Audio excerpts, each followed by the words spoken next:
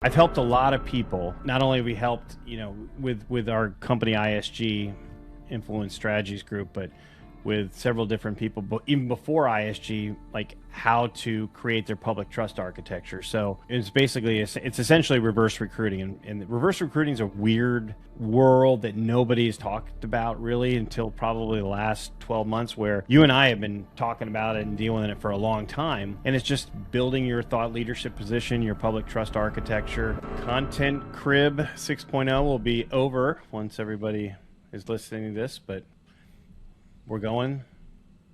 We'll be there in a little over 7 days, so it's exciting. Yeah, it's. I just can't believe it's already here. It's amazing. But we're not going to talk about Content Crib. We're going to talk about book writing. Yeah, and you are writing a very cool book with a very cool title, and yeah, you know what? So the reason why we talked about this before the podcast came on is a lot of different questions are out there. I would like to write a book, or people are like, how do I do this? Am I going to self-publish, and how am I going to do this, and what do you use for tools? All these different questions. So I thought, now I also finished a book this weekend, but I'm just writing at this point. So tell me your process. You finished the book, or you're in the middle of it. What did you use for tools? What are you going to do? How are you going to do it?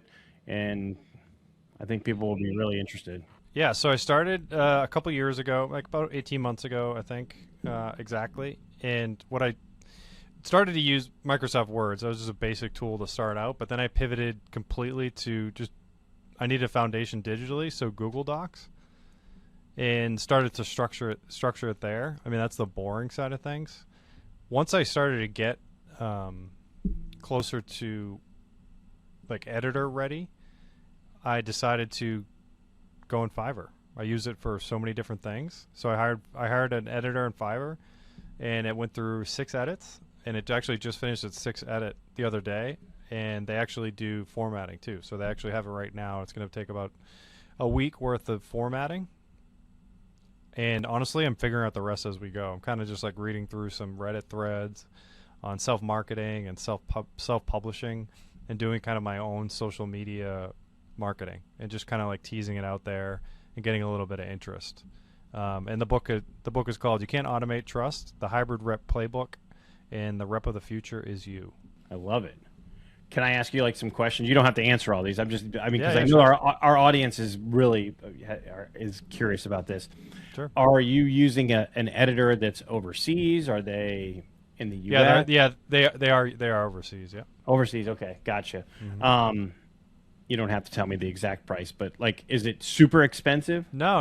It's pretty affordable. I mean, it was like a few $100s. Oh, good. Editing Okay. Every time, so, and then I kind of like upgraded when I wasn't happy, and like, oh yeah, we can do this, this, and this, and so I just be like, it was like an extra 100 or maybe an extra 50 again. Gotcha. And kind of get it where I wanted to be. Yeah. Okay. How long is usually the turnaround? Every edit was about 3 to 4 days. Not bad at all. Okay. No, not bad. Do you suspect that they're feeding it through AI and they're doing it that way? I'm sorry, I'm asking. I'm like, I know there's a lot of granular questions. Yeah, no, they might be. They might be for sure. Yeah. Yeah, I'm just because what I'm asking, like, could someone do it on their own? Like, give it to ChatGPT and go, hey, can you do this, this, and this? And then my fear of doing that is will it sound like AI? That's So I would read like random chapters every edit, and just kind of see, and then they would give you a breakdown of like what they changed, or like what the edits. Every time they edit, they didn't change what I wrote. They just either were like, okay, we need to cite this statistic, or we need to, this formatting's wrong, or this story's in the wrong place, or this chapter didn't flow as well as that chapter, so we moved it. So they weren't changing the writing per se. Okay, got it.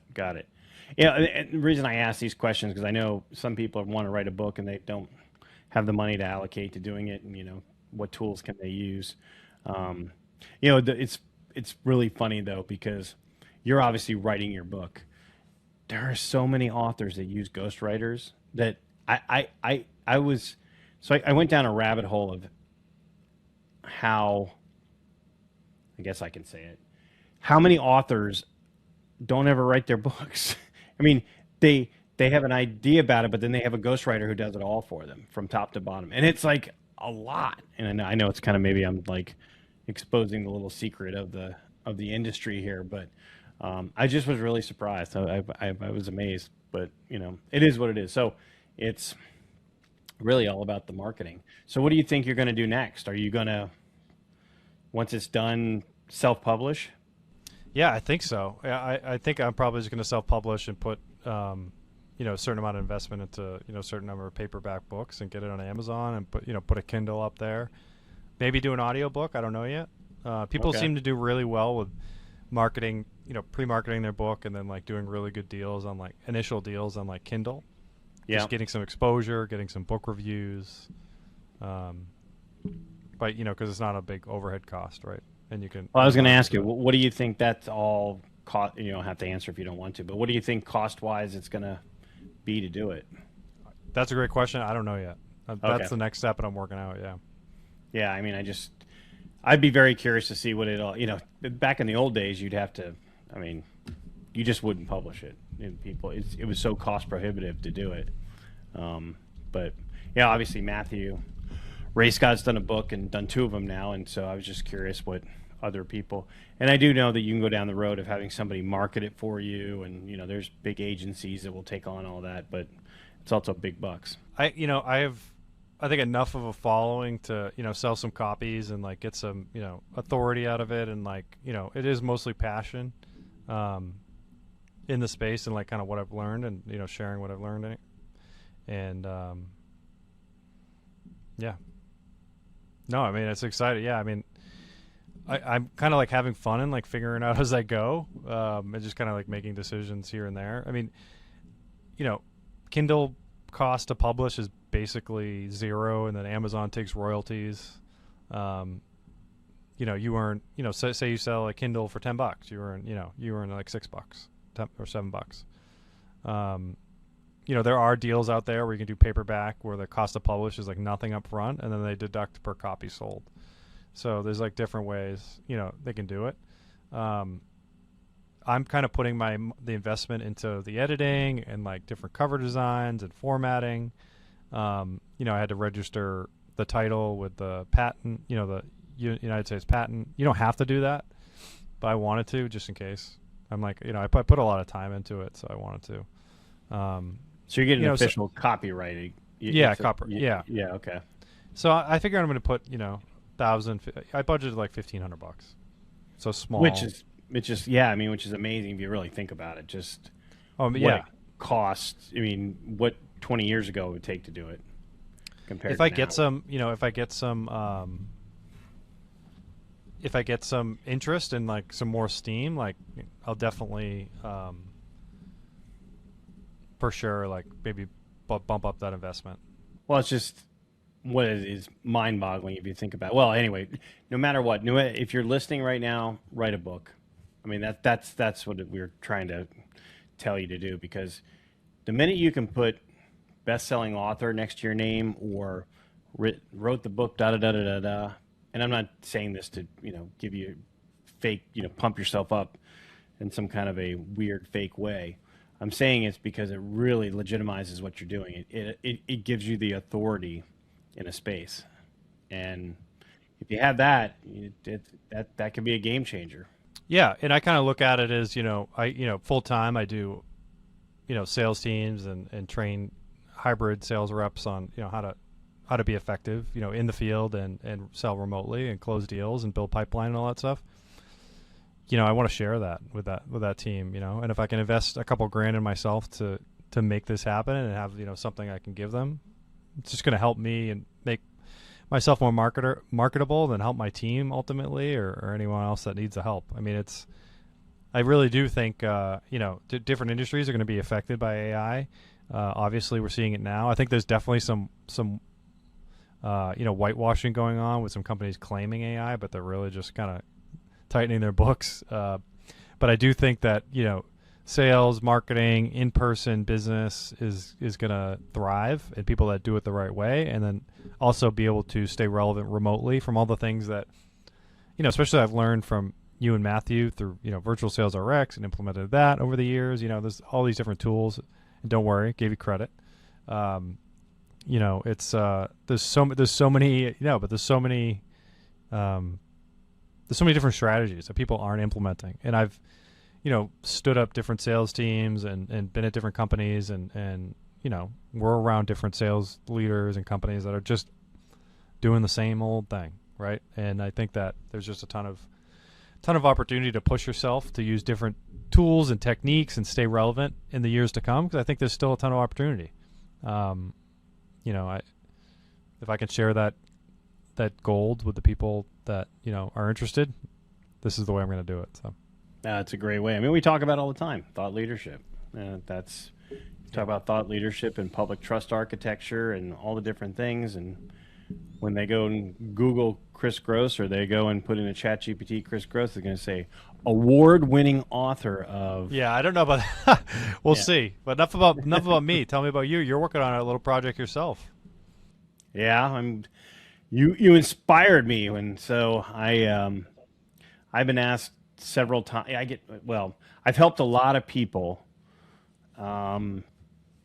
Not only have we helped, with our company ISG Influence Strategies Group, but with several different people, but even before ISG, like how to create their public trust architecture. So it's basically, it's essentially reverse recruiting. And reverse recruiting is a weird world that nobody's talked about really until probably the last 12 months, where you and I have been talking about it and dealing with it for a long time.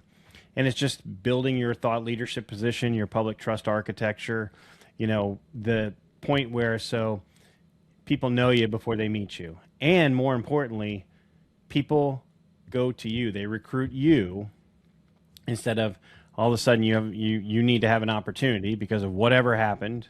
AI takes your job or whatever you want to call it. And then you're out there and you're a recruiter. It's one of 7,000 resumes they've received in the month of February, and you're one of them, and you're expecting them to have your whole future in their hands.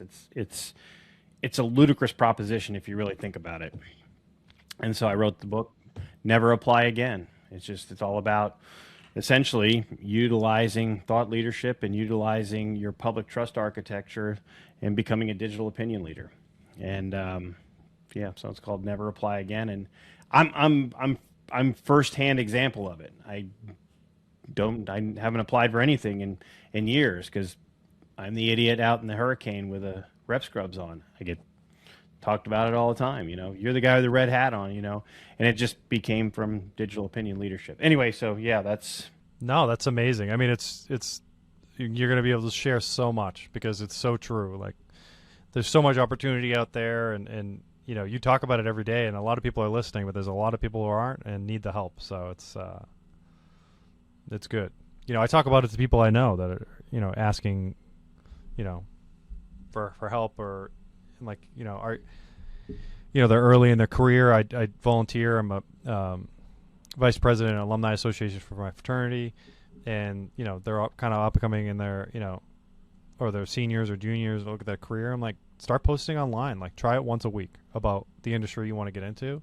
And just create some, thoughtful thought leadership, and just watch over the course of a year and see what happens.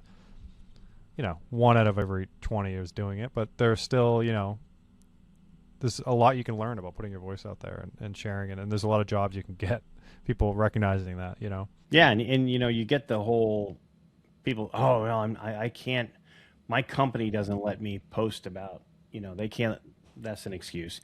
You can post about sales, leadership, thoughts and principles. You can talk about, if you're an engineer, different views and viewpoints you have about certain things.